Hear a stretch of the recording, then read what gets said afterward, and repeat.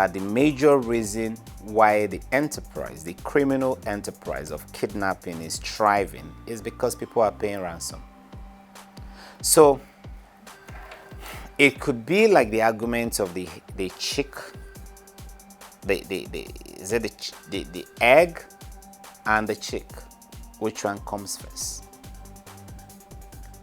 If ransoms are not paid, if all Nigerians today could stand before Almighty God and say, we will not pay ransom again, and the kidnappers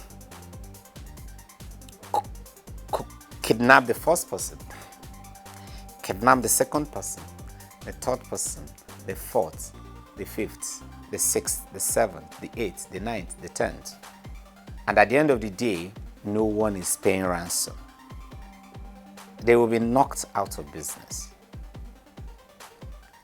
But like in every good thing that happens, there's always a sacrifice. So, but at the same, but the question is, who will bail the cats?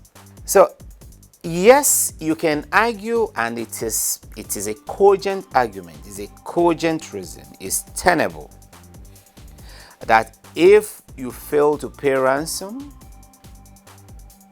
your relative might be harmed. I agree. But at the same time, you could also look at the other side. If we all continue to pay ransom willingly, without fighting back, without resistance, then we are indirectly setting the stage up for greater people to be involved in kidnapping. A ransom payment in itself is a big incentive for the criminal enterprise of kidnapping. And as a responsible police agency, we will not deliberately, willy-nilly support the payment, or rather encourage the payment of ransom. But like I've said before, God has given people the power to make decisions. And when people make or take decisions within the confines of their home, they cannot be subjected to absolute control by the policing agency. So we know families pay ransom. We know people pay ransom. We have recovered some of these ransoms after arresting the kidnappers. We've also, in some cases, used the ransom as a bait to lure the criminals out, track them, and effectively effect their arrest. So it's a whole lot of a complicated web. It's a whole lot of a complicated web, and there is no quick fix.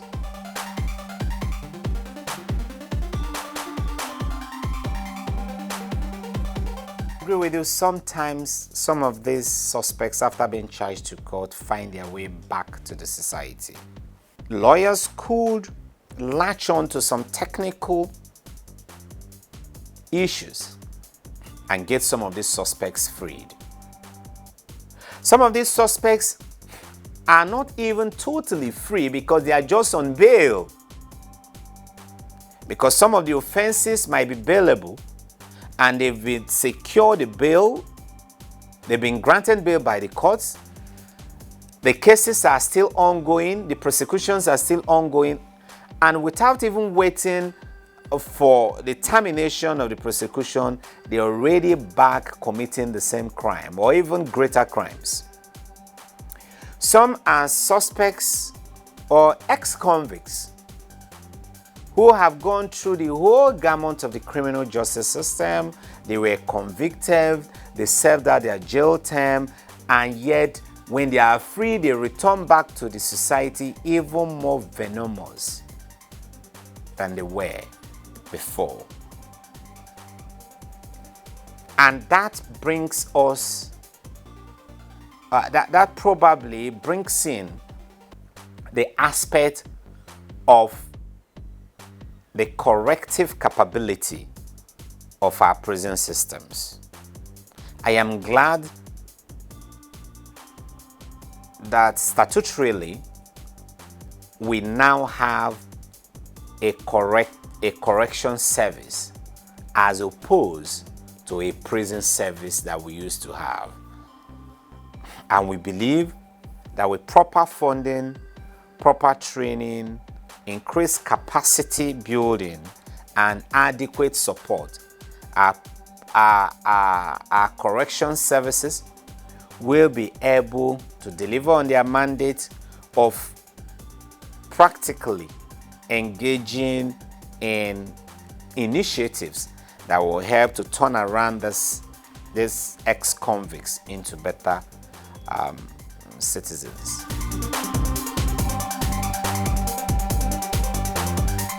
I will be a little bit circumspect in speaking on WADUME's case. The reason is because right now there's a panel handling that case. And since I am not a spokesperson for the panel, I am not a fit and proper person to comment on either the progress of the investigations, the findings of the investigations, or even the recommendations of the panel. But I am very, very positive.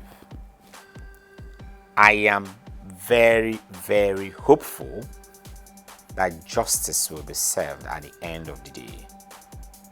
The facts of the case are in the public domain. Nigerians and even non-Nigerians who followed the trajectory of that case, who followed the case from when it occurred till where we are now, are substantially aware of what happened. And so I believe it is not a case anybody can sweep under the carpet. It is not a case that will permit any form of cover-up. And so I believe at the end of the day, justice will be served.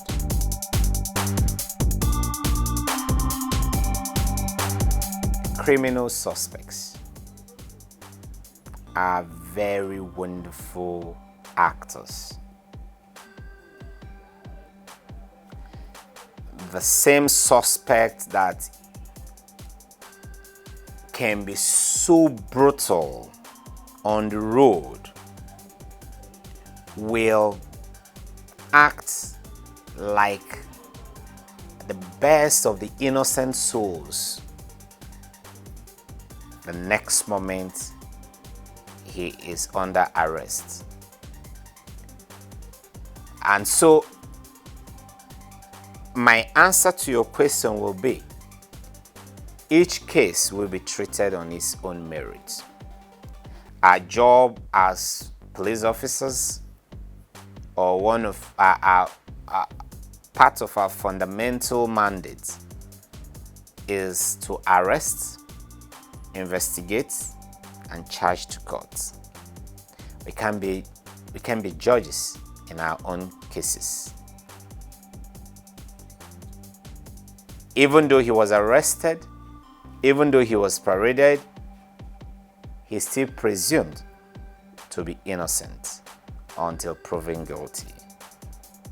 And I really want also to use this opportunity to say this. When we parade suspects, we are not necessarily seeing these people as, or the suspects have been convicted. We do so because we owe this country a responsibility to be transparent and to be accountable in our operations. We do so because we want Nigerians to learn. When we put out suspects during parade and we tell the story of how, when these crimes are committed, we expose their modus operandi, and we put the knowledge at the disposal of the citizens. And why do we do so? We want citizens to be aware of the antics, of the deceit, and of the modus operandi of the criminals. We want citizens to be aware of the prevailing and trending security challenges. And in doing so, they are better equipped, they are better prepared to take precautionary as well as preventive measures.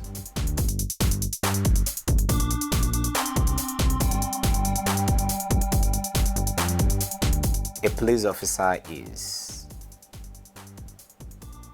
employed, trained, kitted, equipped, and paid from the public purse. That is to say, he's employed, trained, kitted, equipped, and paid by the members of the public. And his fundamental responsibility is to preserve life. That's his key sacred duty. And therefore, anytime a police officer moves away from protecting and preserving life to taking the very life that is entrusted in his care, that in itself is an aberration. It is a very dangerous reversal of role, and it is totally, absolutely unacceptable. It is unacceptable by God, it is unacceptable by the law, and it is unacceptable by the policing community itself. And that's why whenever and wherever it occurs, we don't waste time to step in.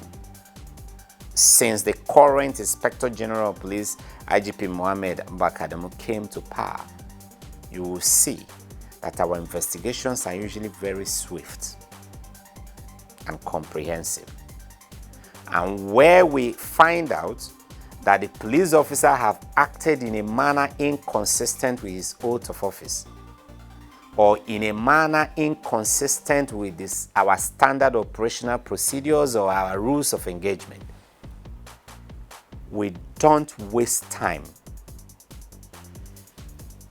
in apportioning blames and responsibilities.